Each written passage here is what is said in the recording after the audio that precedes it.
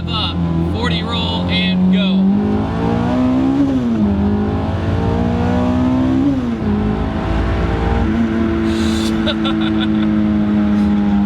That is so ridiculous.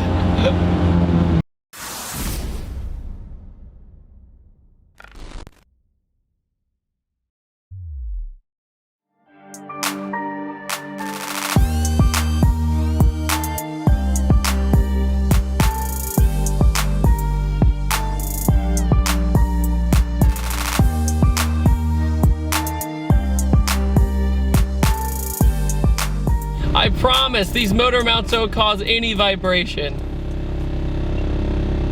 Reminds me of high school when somebody had like a terrible subwoofer in their trunk and they didn't put any insulation behind their license plate. And you're just like, what are you doing, dude? So today, ladies and gentlemen, we are in a AP2 S2000, one of my favorite cars ever made. And this one is special. Why is it special? Because it's the first boosted S2000 I've ever driven. For some reason, I had a harder time getting a boosted S2000 than an LS swapped one. I don't know how that works, but the LS swapped one was so crazy and it had stretched out tires on it for that stance life that it was almost useless and it was terrifying. This is the complete opposite of that car. This is track oriented with good functioning aero, with a really good tire, good brakes, and the whole 9 yards. This motor in particular is actually a 2.4 stroker, so it's basically an inline pro engine. And with that, you have torque all the way across the board in a Honda 4-cylinder, which is amazing because it also has a Paxton supercharger on it. And with the Paxton, you have 13 pounds of boost about. The point of the matter is though, he had it on the dyno and it was misfiring and it still made 440 horsepower. That's an achievement. A lot of people do turbos on the S2000, and I'll do a turbo one later, I promise. But the supercharger has always been a really good option for the S2000. Why? Because you can bolt it on and then go driving. It's that simple. You don't have the piping and everything else. And it's really good for track driving because you're pretty much, quote, always in boost. So when you're coming out of a corner and you need that extra torque, you're gonna be shot out of the corner way faster that way, and it's gonna be much more of a linear power band. This is one of my favorite colors of the S2000, and I really don't see that many of them, but what's funny is every time I see one in this color, it's always boosted with a supercharger on it. And you like have to put a wing on this car, you just have to. The Momo steering wheel up front actually helps a lot. It's a tinier steering wheel than the stock one is, and it gives you really good feedback with the heavy steering. He has the Audi S3, which is honestly a very fast car, but he says this is such more of an experience every time he gets in it because of the heavier steering, and it's more analog, and it's more old school, and it's great. It's also really crazy.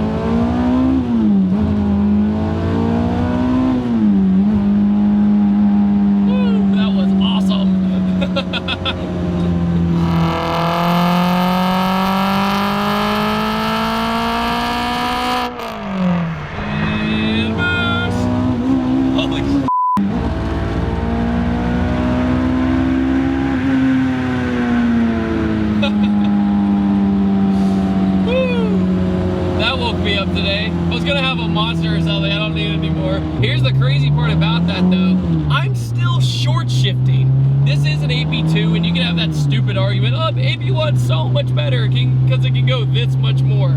But the AP2 is still an amazing car, and really your butt dyno doesn't really notice that much.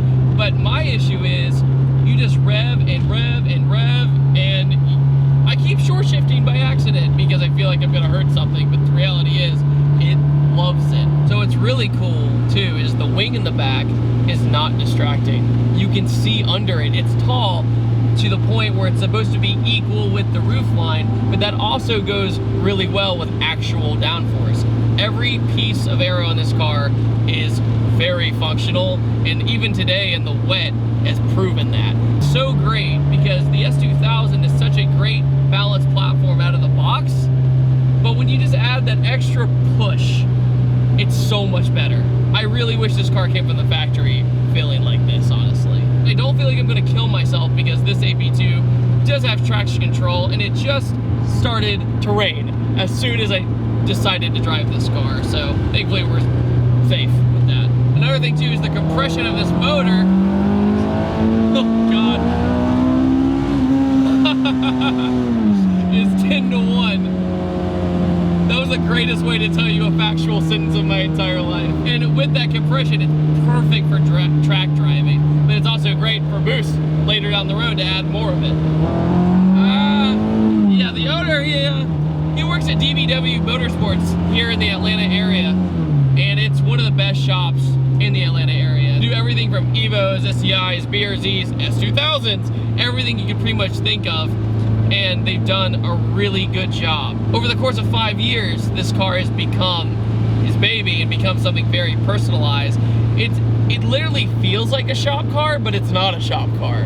That's like the best way to put it. It's so good that you expect like a bunch of dudes together to build this car who are experts, and it was just done right. You don't feel any belt slippage from the supercharger, nothing. It feels naturally aspirated, just badass. And when you get to the top of the rev range, I'm not gonna lie to you, it's kind of scary, but in the wet it's even more scary. That's why I'm kind of letting off a little early, because I'd rather be safe than not die, because I hear that's a problem.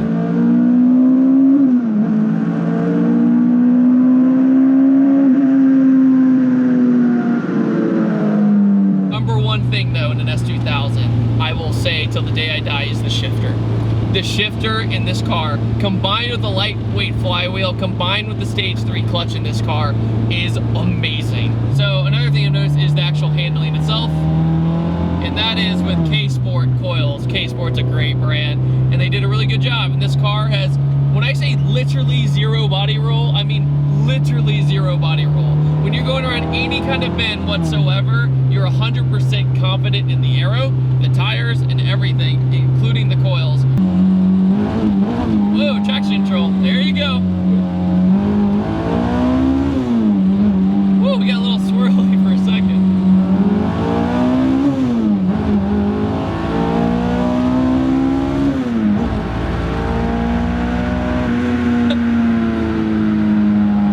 I don't need it.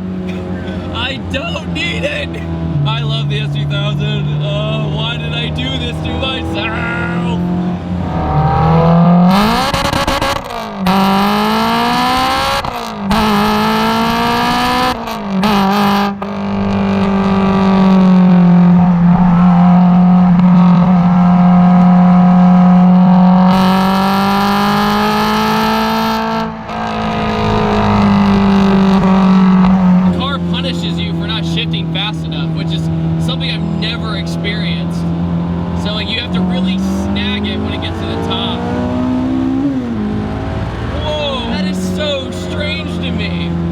I feel like I have to like break this thing in each gear. That's amazing though. When you get into gear though, guys, you're into the power like instantaneously. Rev up, 40 roll, and go.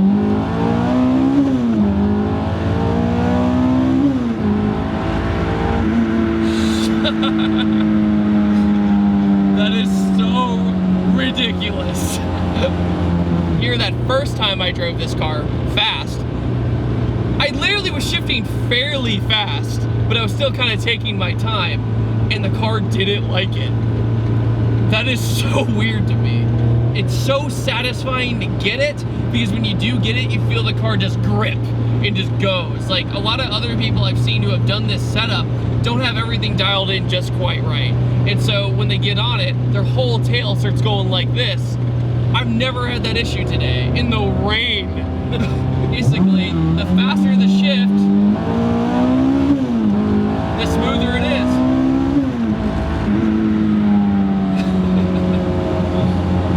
He also has upgraded brakes, and I'm talking like everything, rotors, everything, Project View, and pads. The pads as well help a lot. What's crazy, I haven't had any snap oversteer today, at all. And that's like what the S2000s are famous for.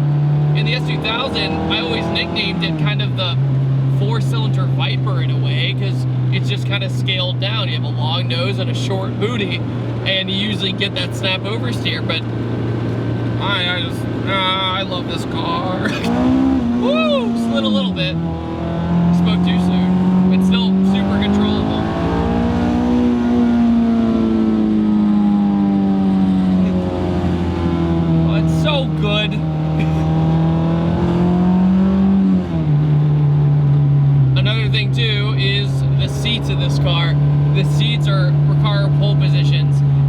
really go with everything. The blue goes with the steering wheel, and the Takata harness is first gear even a thing?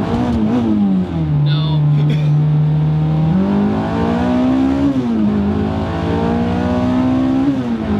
Brakes. Whoa.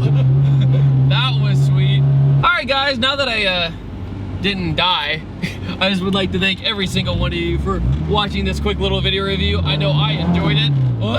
I know I enjoyed it. Anyways, guys, I'll see you guys next time. Take it easy. Don't forget to subscribe and have a great day.